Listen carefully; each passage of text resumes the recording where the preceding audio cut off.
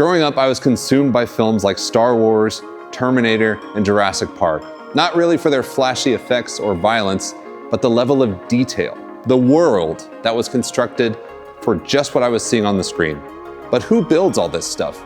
All these costumes, blasters, and props, because somebody had to. And if I wanted to be that someone, where would I start? And that's where the award-winning special and visual effects gurus at Makinarium come in. They've got some amazing film credits like Star Wars, Indiana Jones, Deadpool. They even made over 100 different costumes for Andor. And they sent us a project called The Key. And it's gonna put our skills as prop makers to the test. So today's video is all about what you need to go from a hobbyist cosplayer all the way to an industry professional prop maker. And it starts with... What are you doing here? I'm doing a video. No, you're not. You don't do videos anymore. This is my video. Well, they sent us two. I can do one. You look at these hands. No, look at that. Look at these hands. These aren't prop makers' hands. You don't know how to do it. Look at these hands. That's how you make props. Disgusting. Yes, exactly. You can't do it anymore. I still got it. Yeah, okay. I don't think you can do it anymore, but you know what? Let's see it. Let's see if you still got the chops to make the props. Okay. You got it? Fine. Oh, fine. Fine. Fine.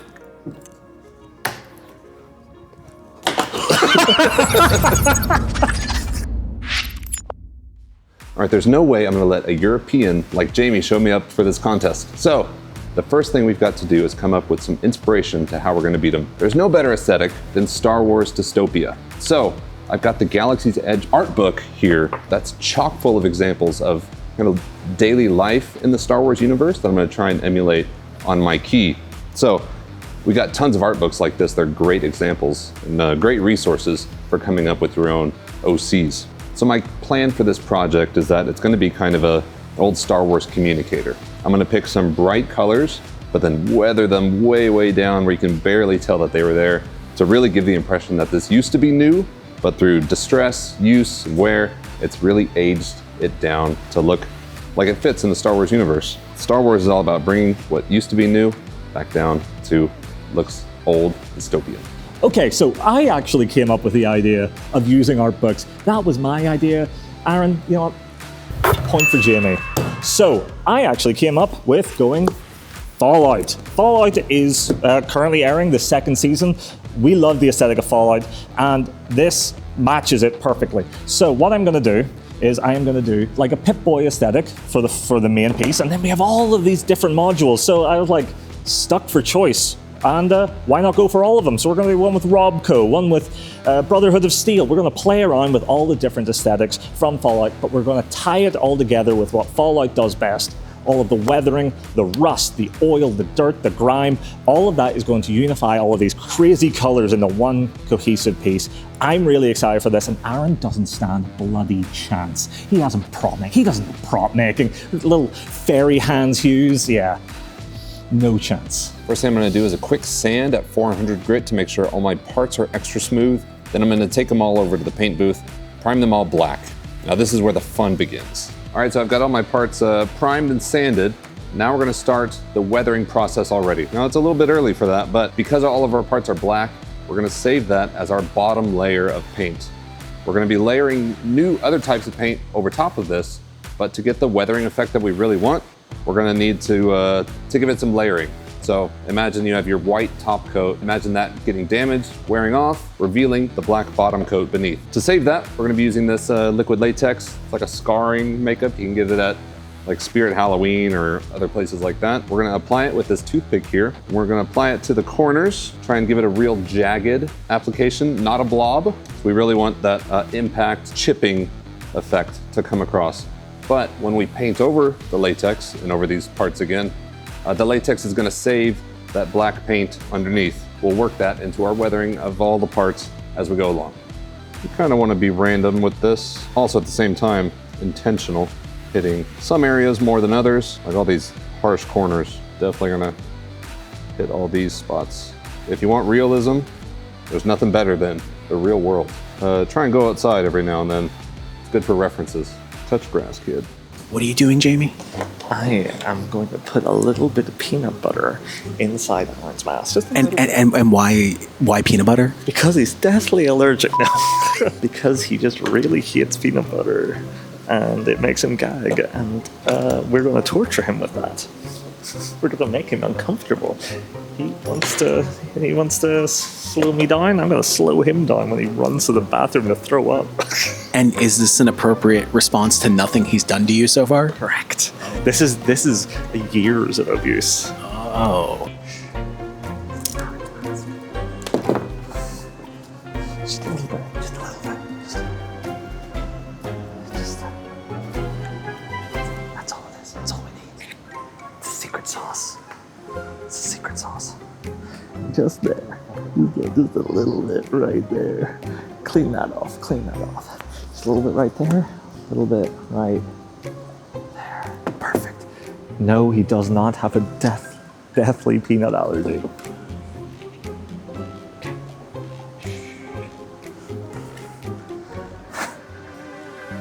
So just like Aaron, I've primed and sanded my piece, followed by a base coat of color. But the difference is, I'm a good prop maker, and as such, I've already thought 10 steps ahead. I have primed everything brown. The reason is I am using a technique called hairspray chipping. Now, if you've made any miniature tanks or anything like that, you already know hairspray chipping. I'm going to show you that through all of these pieces. And speaking of all of these pieces, I have already selected my wide variety of colors here that is going to be all over these individual pieces. But first, I'm going to have to add some tonal variation here using some medium rust and light rust. Anything natural is never just one color. Good rule of thumb is to go for 3. So the key is actually the first in a new line of pieces. It is actually going to be the first of, I believe, 3. This is what is referred to as a costume prop. Later they're going to add actual props and then set props. They have a lot going on in the future, and all of this is actually tied into a series of tutorials that are going onto their new website, their new almost a social media platform called The Forge. Now, The Forge is a new web platform made for makers by makers that's led by the very industry veterans whose work we all aim to emulate. You'll be able to converse and learn with their team, surround yourself with like-minded makers, and even access tutorials to bring your skills and knowledge to new heights. All of us at Galactic Armory are super excited for what The Forge can offer the maker community, with our whole team already signed up and active. You can find more information in the description, and be sure to tell them we sent you. How's it going? Wouldn't you like to know, nerd? Not too well, I hope. Really well, actually. Going fantastically. Starting to sweat. I'm now just going to hit this with a general coat of hairspray. Any brand of hairspray will do. Extra hold is good. And wait for that to dry, and then we'll start applying our color. You know, I want to keep it simple. I don't want to use expensive tools or have to use all sorts of fancy paints like some Europeans that I know. I want to keep it simple, straightforward. I am Ron Swanson making a beef hamburger patty. Jamie is the Chris Traeger making a turkey burger with all the latest fancy techniques. But nothing beats a red American red meat hamburger. Now that I got a little tape on the designs, I think we're ready to start applying some base coats. What you doing? What are you doing? Is this for me or is it yours? Oh, okay. They're doing something up there. I don't like it. And I'm on edge.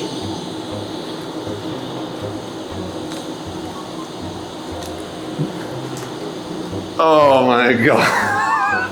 Tyler, you God. What? Damn. What's wrong? What's wrong? Peanut butter on the inside of my respirator, which I'm deathly allergic to. Those nasty, nasty guys. You know I'm deathly allergic to peanut butter. Damn it. In the middle of the shop right yesterday. Okay. I think we're ready for some real fun.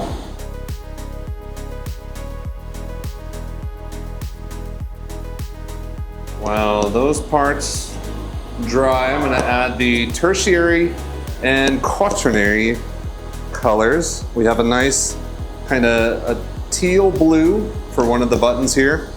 And for the other button, we've got a nice orange. Little keycaps are the only parts gonna be in these colors, but they should add a very nice Star Wars-y color palette touch to the whole thing. I can still smell the peanut butter in my nose. I can't believe they did that. Is Aaron mad? Anyway, I'm gonna start putting down the colors. All the hairspray has dried. We're gonna start with the NCR, which is just a nice classic military camo green, and then we're just gonna go through all of these colors. Got a little cheat sheet used using Microsoft Paint, because I am an artist. Our stuff isn't in movies. Not yet. Find the passion in it first. If money comes from that, great, but we're lucky enough to have that experience and come away with it. But in a career like this, your passion shows. But if you love doing this, your art will follow that. Don't get too hung up on making a job of it. Focus first on enjoying it and doing it and getting better at it for the fun of it.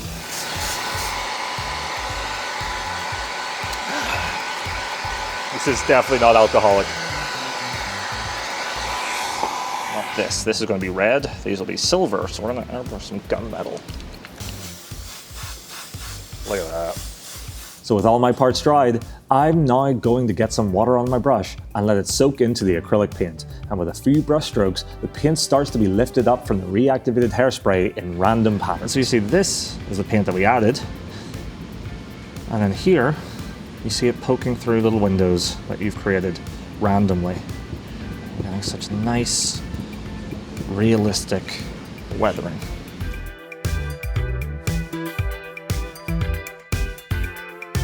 Chuffed with that. Because the paint is thinnest at the very edge of the prop, it'll always be the first to go. That's how you get this really nice, natural, stippled weathering. Just catching the edge, which is exactly in real life where the paint would wear out first. Anything else I have to do is at the very end. It'll be some freehand painting and some decals, do some washes, tie everything together, then work on the leather strap, and we should be done. Aaron doesn't stand a chance. Look at these. So Jamie thinks he's pretty funny with that peanut butter gag. So I'm here at the workshop on a weekend, on Saturday. He's making really good progress, but right now it's time to get him back. So I'm gonna take all these. I came here on a Saturday and I 3D modeled a cube that I'm gonna submerge all of his parts into. So we already got it on the printer right now. I added a pause in the G-code so that I can put all these nicely, well, kind of nicely painted parts in various cubes. We're gonna resume the print, and then it has a nice top cover to it. So all of these parts will be fully encased in a 3D print. Thanks, Jamie. Love peanut butter. Have fun opening this box on Monday. Yeah, for context, where the f are all of my pieces of this project? Come on, audience, am I hot or cold? Hot or cold? Is it in this breakfast bowl? No. I know exactly what you did. Hold on, wait. There's something I have.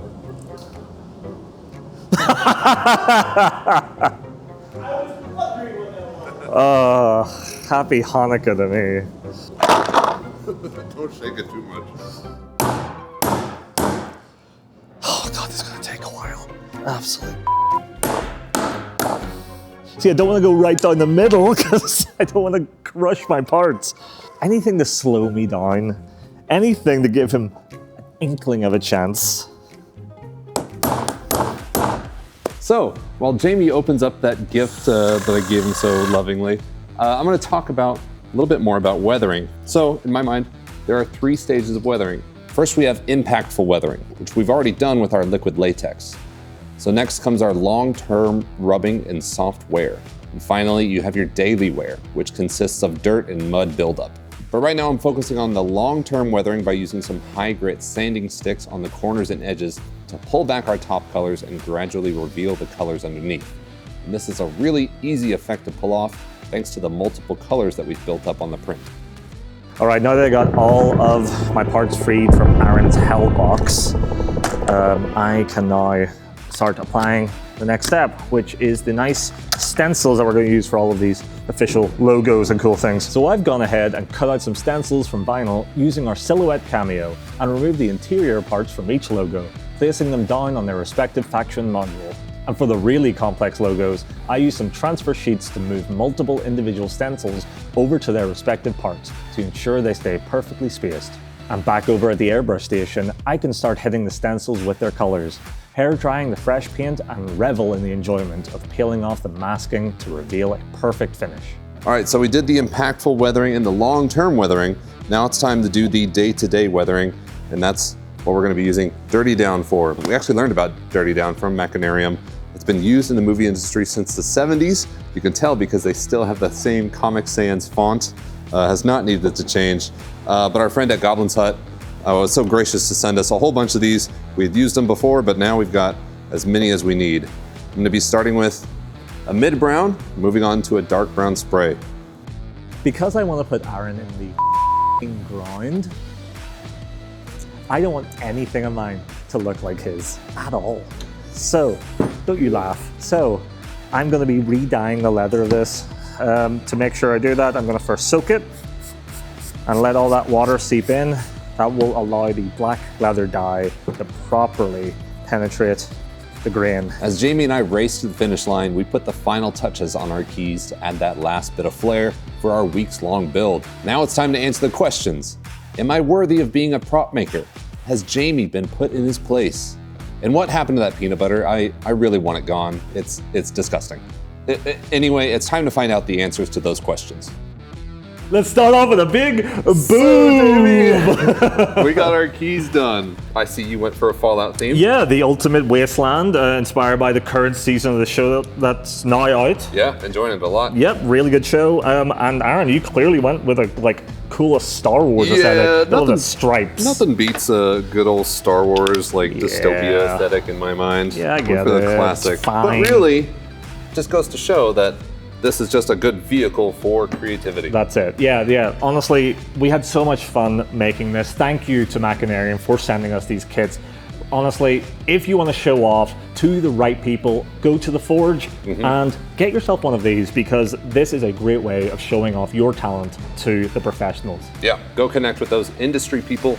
That's really who you need to know if you want to get into a field like this. And yeah, check out the key if you want to work on a cool custom-made prop. You thought we were really cute today? It's because these new t-shirts are. Give us another big boom, Aaron. Oh, look at that. So these shirts are out right now on galacticarmy.net. Yeah, go check it out. And again, thank you all for watching. Hope you are inspired to a little bit of creativity on your side of things. I think this is a really fun social media that they're making. Great really way to do it. Putting an effort to connect hobbyists to professionals and bridge that gap. Yeah, and thank you for another year of staying galactic. We galacted really hard this so year. Hard, all over the place. Codsworth, show me this man's balls. Dinosaurs are real, Tyler. They existed. They're just they are not just a test from God. Look, I'm getting there. I got lots to do. Yeah, Jimmy. all right, get to work. Yeah. Okay. File some accounts or whatever.